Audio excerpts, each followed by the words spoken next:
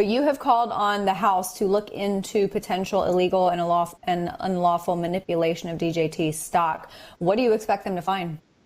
Well, we have an amazing group of retail shareholders. And in fact, I've said, look, if the big institution, the investment banks and the market makers, if they don't want to buy our stock, fine. But if you're going to short the stock, that's also okay. But you better have a real stock on the other side, a real share on the other side of it.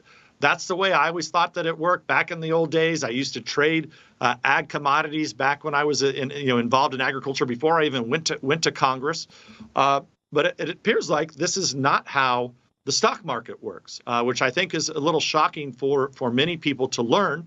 And so all we want to make sure is that if you have a share and you have it loaned out and somebody shorts the share, does it all balance at the end of the day? Because if it doesn't balance at the end of the day, we have a problem.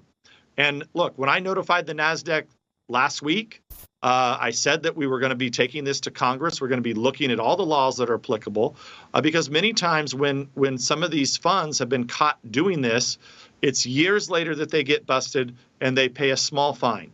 Well, what really needs to happen here is the RICO statutes apply. And so we have asked the Congress to look into this, because if there are people colluding to do things that are illegal, thinking that they're just going to get a slap on the wrist, well, that's totally different when people conspire to commit RICO charges, RICO offenses. And I think that's, if it's happening, and we're not saying that it is, but we're saying that everything here looks suspicious. It just looks suspicious because we know we have this dedicated retail shareholder base of great people who, in my estimation, want to hold the stock for the long term as we build out this alternative ecosystem, people that believe in free speech.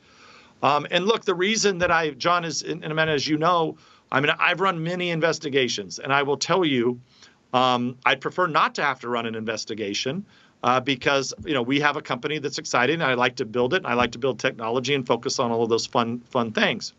But if they want us to run an investigation, we will. And typically the way it goes, when you announce that, hey, there might be a problem, typically the people that there might be a problem with, what do? They come forward quickly and they say, hey, Devin, this is not happening. Let me explain to you why you may think this is happening. But you send a letter basically saying quickly, we're not doing this. This isn't happening. Now, we've been a week here since we first notified the NASDAQ. There's very few players that are potentially involved in this. So where are the letters? Where's the phone calls? You know how to find me. I'm not a hard guy to find. They all have lobbyists and consultants that they pay millions of dollars to. They know how to get a hold of me. They know how to get a hold of the NASDAQ.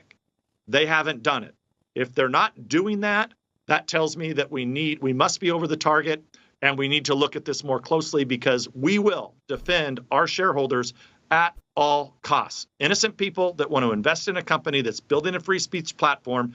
We haven't come this far over and went through all of this nonsense for the last 2.5 years to become a public company, to then have bad actors do something to these retail shareholders. They don't deserve it. We don't deserve it. And we're going to make sure, working with Congress, that in fact people come clean. They need to hold their records, because there will be an investigation here, and we're not done. It won't just be the Congress. We'll continue to do more.